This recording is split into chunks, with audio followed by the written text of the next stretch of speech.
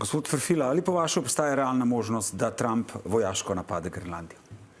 Torej, jaz mislim, da se tega ne bo lotil. Zdaj ima tudi zadnje časa to strategijo, da tisto, kar reče, ne naredi, tisto, kar ne reče, pa naredi, torej primer Venezuele. Jaz mislim, da je Trump to Grenlandijo tudi majčkeno precenil v smislu strateške varnosti za Ameriko. Ne Rusija, ne Kitajska pravzaprav ne kažeta nekih večjih ambicij. Rusija je itak zaposlena z vojno v Ukrajino, Kitajska je zaposlena s svojim dolgoročnim razvojem, kakor jaz vem, je strategija Kitajske, da do leta 2050 postane prvovrstna ekonomska in politična velesila, do takrat pa ne bi kaj več dvigovala glavo v mednarodnih odnosih, tako da tu je Trump malce pretiral glede nevarnosti ogrožanja. Kakšno je vaše mnenje? Se strinjate s tem? Jaz mislim, da je tu ključno poslušati podtone Trumpa. Trump veliko govori in tudi marsikaj od tega, kar govori, tudi izpolni. Na nek način smo se mu vedno posmehovali in ga na nek način razumeli kot nekoga, ki ne izpolnjuje svojih obveznosti, ampak v grobem, če pogledamo, vsaj 80% stvari, ki jih je napovedal, jih je uresničil, udarja tako po zaveznikih kot po svojih sovražnicah, ne razume drugače zunanje politike kot transakcijske, se pravi transakcijska real politika, in znotraj tega je potrebno biti pripravljen na to. Trump se zaveda, da Evropska unija ali pa Evropa kot taka nima zares vojaških zmogljivosti, da bi lahko karkoli naredila, tudi če se Trump odloči vojaško posredovati, predvsem zaradi tega, ker je Evropa ali pa Evropska unija sprejela, da je ameriška administracija, Amerika kot taka varnostni ščit Evropske unije in v tem kontekstu jih lahko izsiljuje. In s tem izsiljevanjem tudi išče to širšo geopolitiko, ki je ruska agresija na Ukrajino, ki je dejstvo tudi v Gazi. Evropska unija ali pa Evropa kot taka je razklana v zunanjem političnem smislu in Trump to zgolj izkorišča.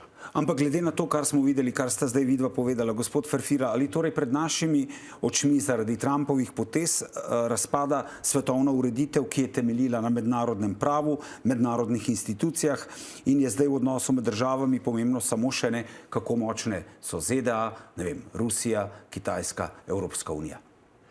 No, jaz mislim, da glede, kar se tiče agresije v Venezuelo, da je bila potrebna, podprl bi tudi ameriško intervencijo v Iranu, ker bi rekel, da te dva režima sta zločinska, pobila sta na 10.000 svojih prebivalcev.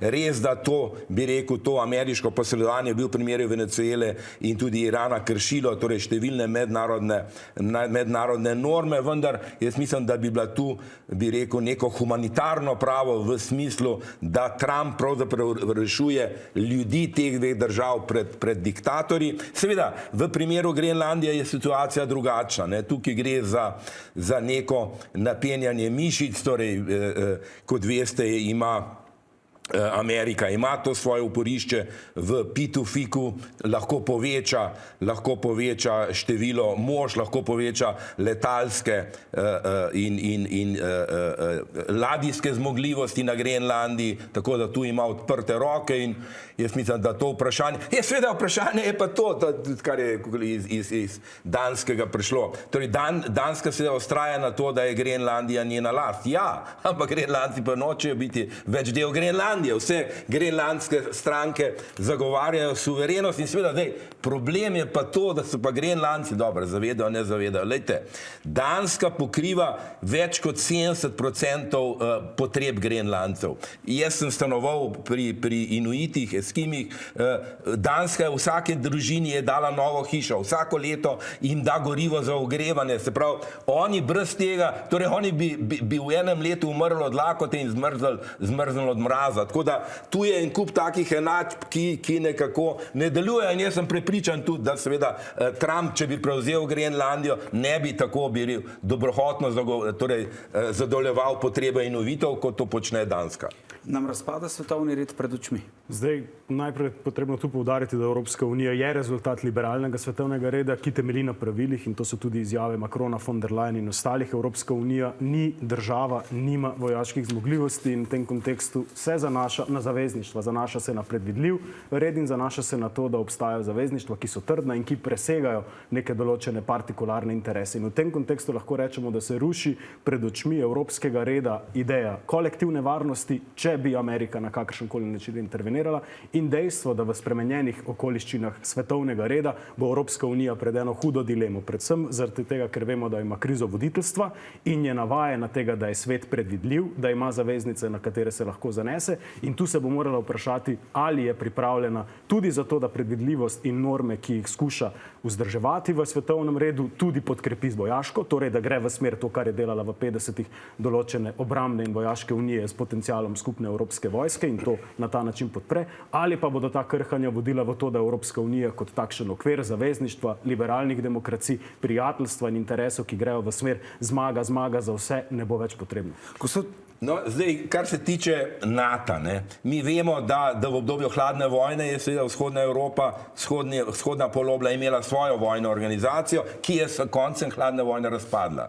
NATO je ostal. Zdaj, v bistvu, ravno to tudi, kar kolega pripoveduje, ravno ta prisotnost NATO, kjer seveda dominira ZDA, nekako potiska Evropo v sekundaren položaj. Evropa, naprimer, na varnostnem področju ne more narediti nič, kar je najlepše pokazala vojna v Ukrajini, ko imamo to trapasto situacijo, da Evropa ustraja pri vojni, Trump pa skuša vojno prekiniti. Se pravi, če bi prišlo do nekega razpada NATO, bi bila Evropa nekako bolj se prisiljena tudi varnostno organizirati in bi lahko storila poteze, ki bi bila zanje, torej seveda mora obdržati odnose z ZDA, po drugi strani se pa ta enačba evropske varnosti nikoli ne bo išla, če ne bo rešila odnosov z Rusijo. In Rusija, po drugi strani vemo, ima ogromen trg, ima ogromne naftne in plinske rezerve, to je vse, kar Evropa potrebuje mnogo bolj kot Amerika, ki je zlasti v gospodarskem pogledu pravzaprav komplementarna.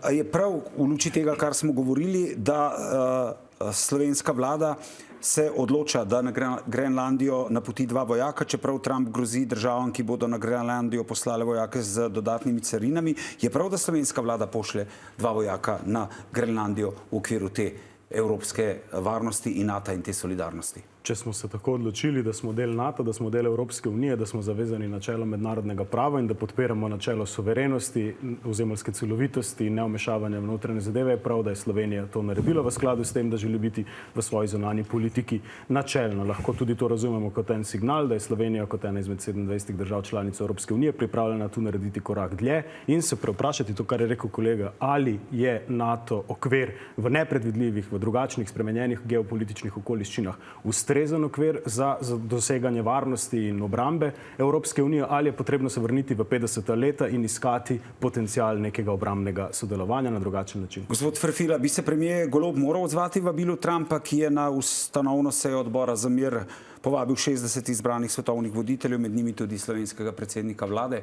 Macron je to zavrnil. No, jaz mislim, da to bi bila dobra poteza, končno bi tudi Slovenija spet prišla na nek mednarodni oder in dejansko je podobno, kot se lahko vprašamo glede NATO, morda tudi Organizacija Združenih narodov potrebuje določeno prevetritev, morda potrebuje neke nove oblike povezovanja, ki bi jo lahko nadomestile, ki bi bile bolj učinkovite, ki bi priznale v nekem smislu tudi to realno politiko moči. Ja, veste, jaz sem približno pred mesecem dni že postavil to tezo, da vidim to dogovarjanje Trump, Xi Jinping, Putin kot nekšno ponovljeno Jalto. Se pravi, nekakšen dogovor o novi interesni delitvi sveta. In v tem smislu, tudi če pogledamo, to Trumpova intervencija na Venezueli pravzaprav ni vzbudila večjega odpora, prav tu je dogovor, da Trumpu ostane Amerika.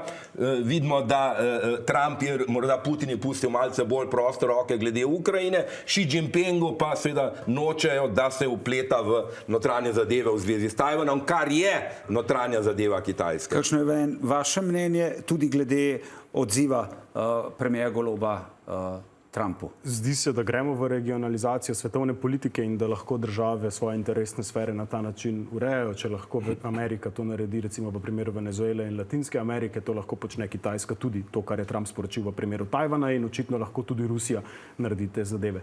Kar je tu ključno, je še ena stvar, preden se vrne k Macronu, je to, da je tudi Macron sporočil, da se je pripravljen ponovno pogovarjati z Rusijo, kar se zdi, da gre za to protivtež. Češ Trump govori, vi najprej uredite Ukrajino, pa se bomo potem pogovarjali, in Macron Macron mu gre dobesedno v zobe. Pogovarjali se bomo z Rusijo, naredili bomo neke nove diplomatske napore k reševanju miru oziroma vzpostavljanju nekega premirja v Ukrajini, zato da bomo lahko potem tudi pokazali znotraj regionalne, znotraj Evrope, da smo neki akteri. Kar se tiče pa Slovenije in Goloba, mislim, da je prav, da se ne odloči, da gre v ta odbor za mir zaradi tega, ker se Varnostni svet, Združeni narodi so tisti, kjer je to potrebno narediti, s tem samo pristajajo na igro Trumpa, to, kar je danes Macron naredil, tudi dvomim, da bo to Xi naredil, dvomim, da bodo veliki akteri šli v to zgodbo. Najlepša hvala obema, da ste bili naša gosta.